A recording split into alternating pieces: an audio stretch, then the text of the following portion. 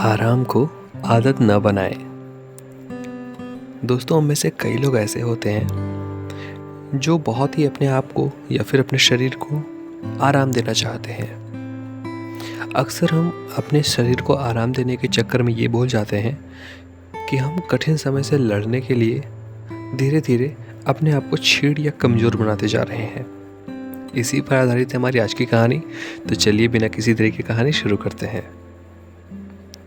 एक बार गिद्धों का झुंड उड़ता उड़ता एक टापू पर जा पहुंचा। वो टापू समुद्र के बीचों बीच स्थित था। वहाँ ढेर सारी मछलियाँ, मेढक और समुद्री जीव थे। इस प्रकार गिद्धों को वहाँ खाने पीने की कोई कमी नहीं थी। सबसे अच्छी बात ये थी कि वहाँ गिद्धों का शिकार करने वाला कोई जंगली जानवर नहीं था। गिद्ध वहाँ बहुत खुश थे। इतना आराम का जीवन उन्होंने पहले देखा ही नहीं था। उस झुंड में अधिकांश गिद्ध युवा थे। वे सोचने लगे कि अब जीवन भर इसी टापू पर रहना है, यहाँ से कहीं नहीं जाना, क्योंकि इतना आरामदायक जीवन कहीं नहीं मिलेगा। लेकिन उन सब के बीच एक बूढ़ा गिद्ध भी था। वो जब युवा गिद्धों को देखता तो चिंता में पड़ जाता। वो सोचता कि यहाँ के आरामदायक जीवन का इन युवा गिद्धों पर क्या असर पड़ेगा। क्या ये वास्तविक जीवन का अर्थ समझ पाएंगे?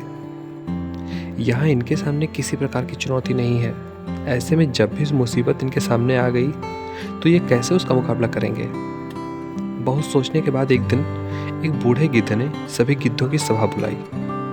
अपनी चिंता जताते हुए सबसे बोला, इस टापू पर रहते हुए हमें बहुत दिन हो गए हैं। मेरे विचार से अब हमें वापस उसी जंगल में चलना चाहिए जहाँ से हम आए हैं। यहाँ हम बिना किसी चुनौती का जीवन जी रहे हैं। ऐसे में हम कभी भी मुसीबत के लिए तैयार नहीं हो पाएंगे। युवा गिद्धों ने उसकी बात सुनकर भी अनसुनी कर दी। उन्हें लगा कि बढ़ती उम्र के असर से बूढ़ा गिद्ध सठिया गया है, इसलिए ऐसी बेकार की बातें कर रहा है। उन्होंने टापू की आराम की जिंदगी छोड़कर जाने से मना कर दिया। बूढ़े गिद्ध ने उन्हें समझाने की कोशिश की, तुम सब ध्यान नहीं दे रहे हो कि आराम के आदी हो जाने के कारण तुम लोग उड़ना तक भूल चुके हो। ऐसे में मुसीबत आई तो क्या करोगे? मेरी बात मानो, मेरे साथ चलो। लेकिन किसी ने बूढ़े गिद्ध की बात नहीं मानी। बूढ़ा गिद्ध अकेले ही वहाँ से चला गया। कुछ महीने बीते। एक दिन बूढ़े गिद्ध ने टापू पर गए गिद्धों की खोज खबर लेने की सोची और उड़ता उड़ता उस टापू पर पहुँचा। टापू पर जाकर देखा कि वहाँ का नज़ारा बदला हुआ था। जहाँ देखो वहाँ गिद्ध की लाशें पड़ी थीं। कई गिद्ध लहूलुहान और घायल पड़े थे। हैरान बूढ़े गिद्ध ने एक घायल गिद्ध से पूछा, ये क्या हो गया?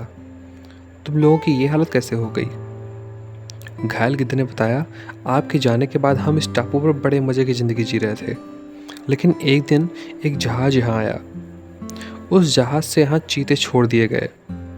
शुरू में तो उन चीतों ने हमें कुछ नहीं किया, लेकिन कुछ दिनों बाद जब उन्हें आभास हुआ कि हम उड़ना भूल चुके हैं, हमारे पंजे और नाखून इतने कमज़ोर पड़ गए हैं कि हम किसी पर हमला भी नहीं कर सकते और ना ही अपना बचाव कर सकते हैं, तो उन्होंने हमें एक एक करके मारकर खाना शुरू कर दिया। उनके ही कारण हमारा ये हाल है। शायद आपकी बात न मानने का हमें ये फल मिला है। दोस्तों, इससे हमें सीख क्या मिलती है? अक्सर हम अपने कंफर्ट जोन में जाने के बाद उससे बाहर नहीं निकल पाते हैं। बहुत मुश्किल हो जाती है हमारे लिए। ऐसे में चुनौतियाँ आने पर उसका सामना कर पाना आसान नहीं होता। इसलिए कभी भी कंफर्ट जोन में जाकर खुश न हो जाएं। खुद को हमेशा चुनौती के लिए तैयार कर रखें। हमेशा अपने आप को चुनौती देते रहें। जब तक आप चुनौती का सामना करते रहेंगे, आगे बढ़ते रहेंगे। और जिस दिन आपने अपने कंफर्ट जोन को ही अपना घर या अपने शरीर को अपने कंफर्ट जोन का आदी बना लिया, उस दिन आपका पतन निश्चित है। दोस्तों, आशा करता हूँ आपको ये कहानी अच्छी लगी होगी। अगर कहानी अच्छी लगे तो अपने दोस्तों के साथ ज़रूर शेयर करें। मिलते हैं अगली नई वीडियो में। तब तक के लिए अपना ख्याल रखिए। धन्यवाद।